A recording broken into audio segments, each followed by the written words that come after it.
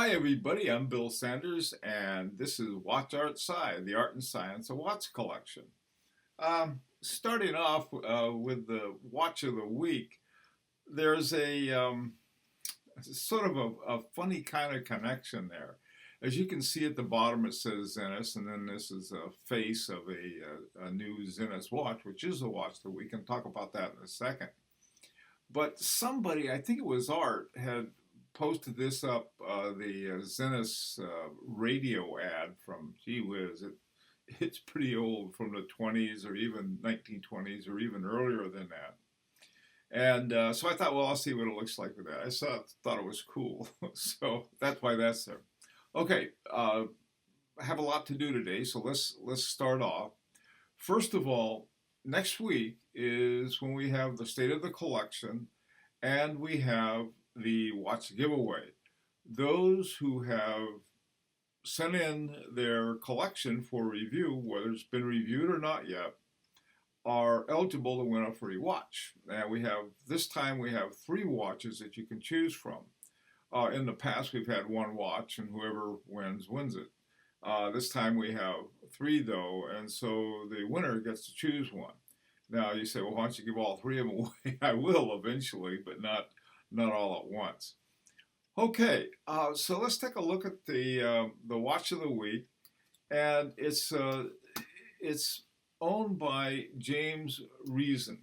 It's a Zenith El Primero 36,000 VPH Legends of Cobia, and it has a in-house caliber El Primero 400B, which is one of the famous El Primero lines. It was sort of funny. So there was something I read that says El Primero is Esperanto for the first. I thought it was just Spanish for the first, but could be both, or I could be wrong. We'll see. All right. So this is a neat watch. It's got the in-house caliber El Primero 400. It's got, and the interesting thing about this particular watch is that James picked it up at Baselworld from Jean-Claude Biver, who I think he's the head of what's the company that owns it? LVHM. It's Louis Vuitton and Monet and Moet. So he's a big deal, and he recently took over as CEO for Zenith, and so James goes marching up to him and buys a watch. I thought that was sort of an interesting way to do it, and it is. I would have loved to have done the same thing. And what they've done is that they've teamed up with Cohiba, which is a habanero, not habanero, but Havana cigar. And if you look at the set of cigar and look at the cigar bands, it looks like the face took the colors and simply unraveled a cigar band to make up most of the dial, which I thought was sort of very, very cool. I've always loved Zeniths, and they're one of my favorite watch. I have one. I have an older one. Been great, fantastic watch, in-house movement. And so, hey, James, way to go, and also too, double way to go for having Jean-Claude Biver give you, sell you the watch. Anyhow, I thought that was sort of a cool thing. Now, what we're going to do is to talk about the many scams among watches. When you're dealing with small portable items as expensive as a watch, especially a luxury watch, man, I tell you, there's always going to be somebody trying to scam it in one way or the other. There's a lot of scams right now that you probably know about, such as the fake, not patettes, well, they're fake patettes too, but also fake Rolexes, lots of them, and so you got to watch out for them. Okay, we're going to talk about some different scams. I tell you, there are a lot of really good videos and discussions about fake Rolexes and what to look for and so forth. I don't own a Rolex, so I'm no expert on that. All right, so let's take a look at the first one. It's a bait and switch, and a lot of different kinds of baits and switches. This one was one of the meaner ones. I can't say it was it didn't work out, but it was still mean, and it was I don't think the owner is going to have a very good reputation once we do some checking and get him reported. Here's what happened. I get a lot of people ask me, should I buy this watch or shouldn't I? I often recommend this Hovering 2 that I happen to be wearing today, another one of my favorite watches. And so Joe, I'll call him Joe, sent me a PM and said, hey, here's the deal on this watch. And I said, boy, I tell you, I said, that particular watch is really a good one. They only made 26 of them, and it's quite valuable. Well, the asking price that this guy had, especially if he didn't know about what it was really worth, wasn't that bad.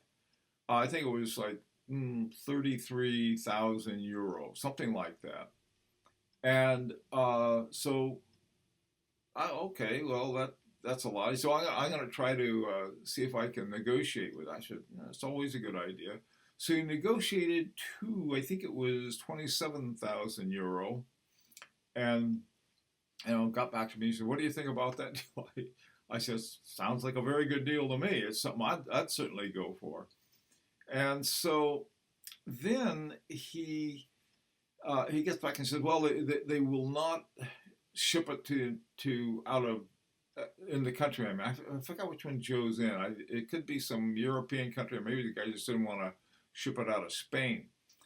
Okay, not an unusual thing to request. All right, so here's a guy who then says, all right, now the deal we have for I think it's 27,000 euro, wanted a 20% deposit. Okay, reasonable. So Joe sent him a 20% deposit, and he was going to Baselworld, and so he said, I'll just stop by Madrid and pick it up on the way to Baselworld. That sounds reasonable. No sense in making a trip just for one thing. I would have, because if I get excited about a watch, there are a lot of places I'd go. All right, so he gets over there, he pays the 20%, and the guy says, oh, I'm sorry, the person who made that negotiation wasn't authorized. And he said, what? He said, yeah, the price is up. I think it was 33, I'm not sure, 33,000 instead of 27. Well, that's 6,000 euros. So I was like, hey, that's no small deal. So here, I flew all the way over here and everything. Well, anyway, long story short, Joe told him to go jump on a lake and went off to Baselworld. Now, here's what happened. And it's very important because I think, the internet is becoming more and more for all of us, where we start, or at least we started our negotiations. And there are a lot of people who, they don't want to send it out of the country and do a lot of other things. Well, Joe had given him, he has some kind of American Express card that had some kind of fraud thing in it in case, something like this happened, he'd get his money back, and he did.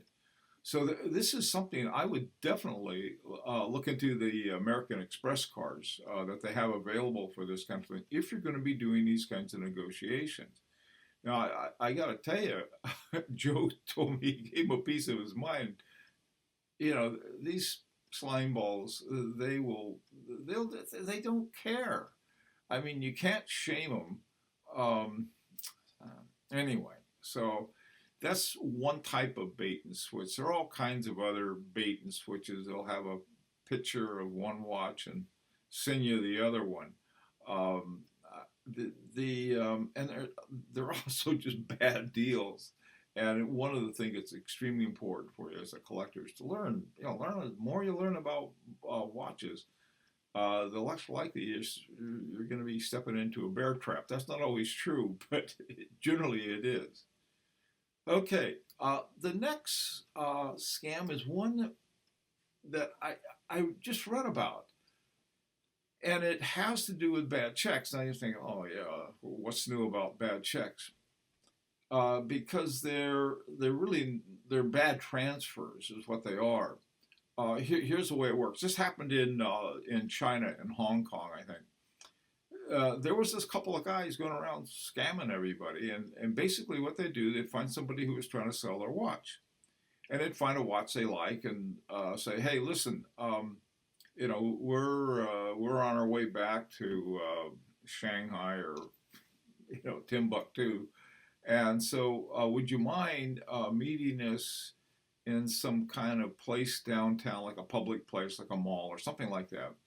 And what we'll do, bring your bank. If do you have banking on your cell phone? And so uh, the victim, if the victim said no, they were out of luck. But if the victim said yes, he said, look, bring your cell phone with you, and we'll transfer the money right there so that you can see it. Bring the watch with it. We can see the watch. You can see your money going into your account. And again, that sounds pretty foolproof system. But apparently, what happened was that as soon as they transferred the money over and people saw their money was transferred, they'd pick up the watch. And so then the person, if they access their account, they would find that there were insufficient funds that covered the the transfer. Now, the thing I didn't understand, and is a little problematic, is that if they didn't have the money to cover the transfer, why was the transfer made? I mean, how was it possible to make a transfer? Well, apparently, these guys somehow transferred the money, and at some point very quickly after that, canceled it or transferred more money someplace else, and so that it didn't cover the funds that were sent. Okay, as these guys would just run off with a watch. Well, if this had happened once, maybe it was an accident or something like that, but it happened several times. These guys were running this scam. How to deal with something like that? I think the important thing is be aware of it. Uh, I don't know how to guard against it. Now, if somebody sends you a paper check, you send it to the bank, and it clears, you're fine. But if it bounces, you're not. So you never send them the watch in the first place. What the deal was here was if you're selling a watch, and boy, the people they would prey on are private sellers. Uh, a friend of mine used to have a saying. He said, some guy's socks squeaked." I don't know what that means. I still don't know what it means, but it's sort of a way of saying something's wrong. You don't know what it is, but it's something wrong. Their socks squeak. In watch deals, assume everybody has real squeaky watches. I mean, squeaky socks.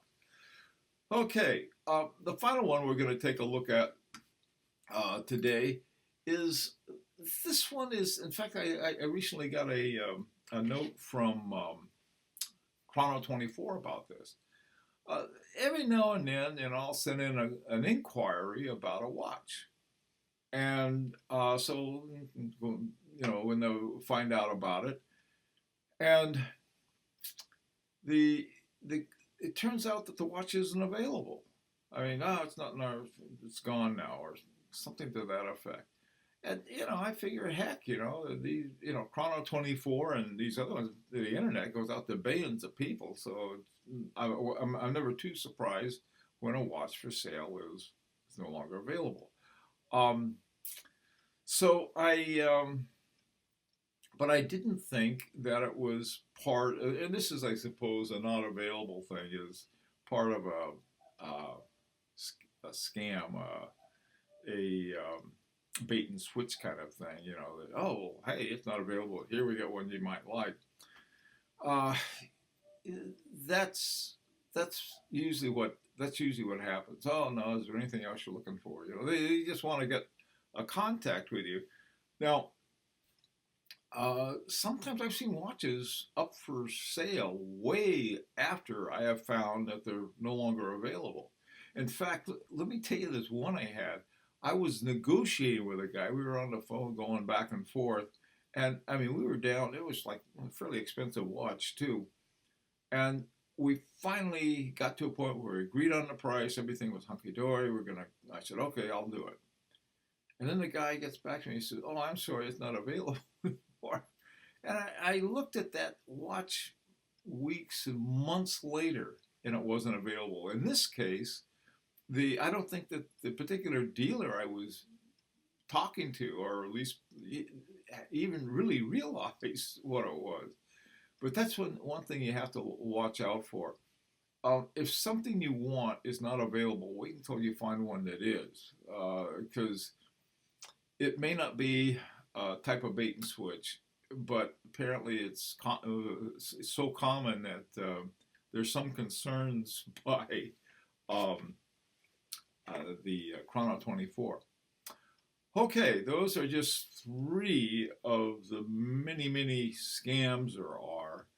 And of course, the thing to be is you have to watch out for this stuff. I mean, there's no way that you're going to go through international swaps and deals and so forth and not have something like this. By the way, sort of an interesting thing that I find, every now and then you'll find these people in these chat rooms or someplace like that, and they'll have a watch and say, is this a genuine one? Well, I think well, I'll look at it and find out, and I'll either say yes or no. And I noticed that on this one site, they said, don't tell them anything. What these guys are is that they either have a scam watch or they're working on one, and they want some help on what people like us would spot as being fake. And so we say, hey, it's this or that, and they will fix it up so it's no longer, that flaw is no longer there. So we were pretty much told, say, hey, don't tell them anything. These are usually first-time callers, so to speak, or first-time people who have entered the discussion. Okay, that's it for today. Now, next time, like I said, we're having our state of the collection, and we're also having our watch giveaway. Everyone except Clark and Art, who already won watches, are eligible. So we're going to have our drawing then, and also to have the review. Something too, I think it'd be fun. I've reviewed a lot of collections, and so all of you can review mine the same way. And there's lots I can always learn. All right, this has been Bill Sanders for WatchArtSci, the art and science of watch collection. See you guys Sunday with our next collection review, and next week we're having our big giveaway. See you then.